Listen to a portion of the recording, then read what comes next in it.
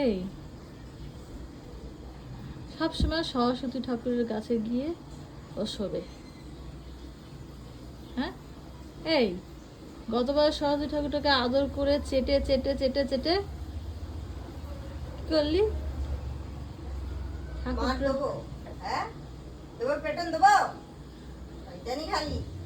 ও তোমাকে আর আশ করছে।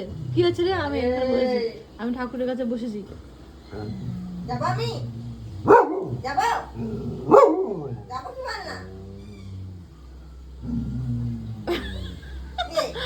তোমাকে আশ করছে না গো।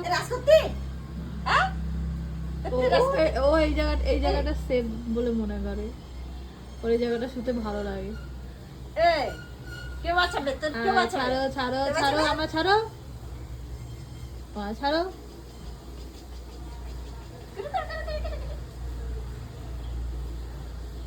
ও ঠাকুর ঘরে গিয়েও সরস্বতী ঠাকুরের কাছে এই সরস্বতী ঠাকুর চেটে দিয়ে আসবে।